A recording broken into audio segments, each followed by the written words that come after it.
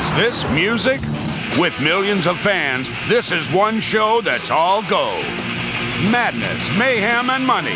The business of shock rock. It don't make sense. It makes dollars.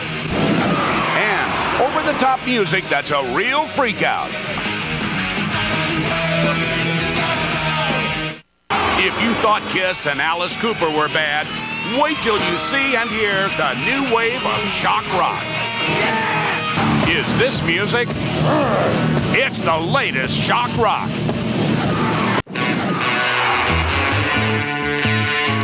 What was the highest grossing concert tour this year? Mick and the Stones were satisfied to the tune of $107 million after their 1998 tour. First, Alice Cooper kissed a snake.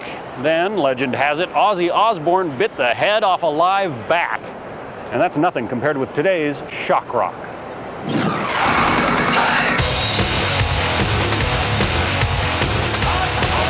Boom! It's all-out rock. And there's plenty of shock. It's called shock rock, and that means a whole lot of fire, blood, and even mock executions. Oh, Marilyn! Yeah! Right now, shock bands like Rob Zombie, GWAR, Insane Clown Posse, Marilyn Manson, and the Genitorturers play to sold-out crowds who can't seem to get enough.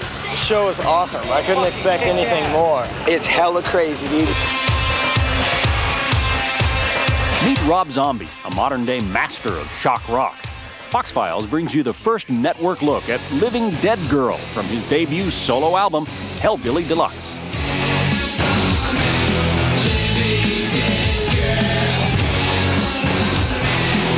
For me, the stage show and the presentation is everything. I mean, it's absolutely everything. These guys work really hard on their visual presentation.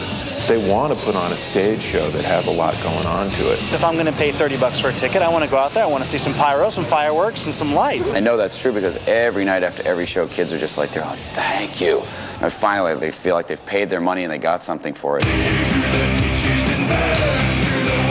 We asked Rob how he got started playing shock rock. I guess it was just thinking that other bands were so bad that there was no reason I couldn't jump in and have a band that sucked that much too. That's what he's about, kind of capturing that thrill, that chill. But guys like Rob Zombie didn't dream this stuff up. It goes way back to the 70s and 80s. When I was a little kid, I loved Alice Cooper the most, and then I liked Kiss, and anything that had that vibe. A baby's brain and an old man's heart. In rock and roll, it starts with Alice Cooper.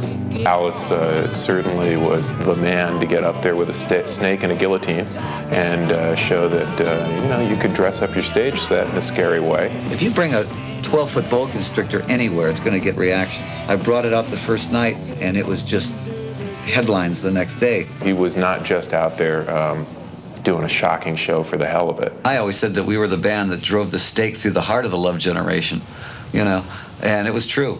People were bored with peace and love. I think the most shocking way of dying on stage, well, we did it a lot of different ways, They electrocuted me in the very first hanging, which we did full out.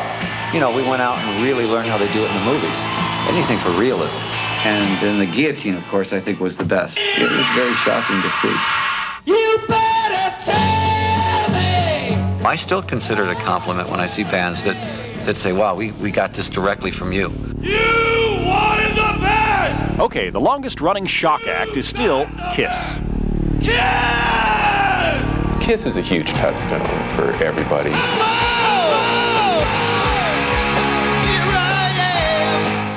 Since the early 70s, there's been no stopping Kiss.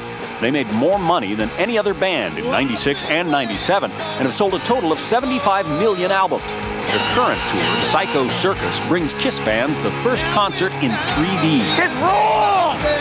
Yeah! The reason we're doing well is because you made us who we are. We love Kiss! Get ready and fasten your seatbelt.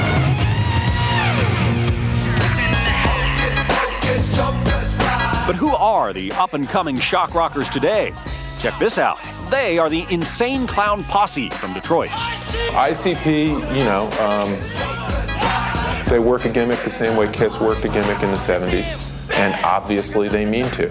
A lot of people say, oh, it's a gimmick, it's fake, you're just coming up with ways to whatever, sell records. They have something to say, but they also want to put on a show for the kids. It didn't seem like a good idea then, but now that we're getting paid, now that records is platinum, all of a sudden it was a good idea. Jump on the carpet, let's take a spin.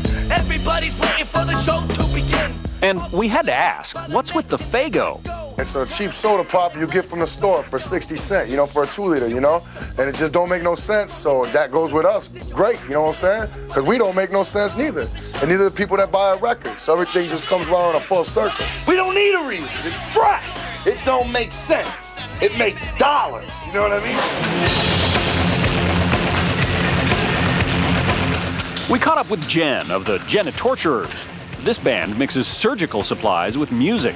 Well, in the Genitorturers, one of the things that we do is we do present different aspects of body modification in our show. That would include body piercing, branding, scarification, and for us, these things act on many different levels. What they do up on stage is so outrageous. The boundaries they want to push make people so squeamish that you pay attention to something else before the music. I think that one of the unfortunate things about bands in the past who have adopted a different element and a different approach to music, such as ourselves, is that there's sometimes where people will say that the show is only there to take the place of good music, and with the Genitorturers, that's certainly not the case. I know that even Alice Cooper had problems with when he first started out, where people just want to talk about the show, the show, the show. This is all theatrics. Alice Cooper did it, Kiss did it, Marilyn Manson and Zombie are doing it. Somebody else will do it 5-10 years from now. It's a boring old story. Been happening ever since Elvis.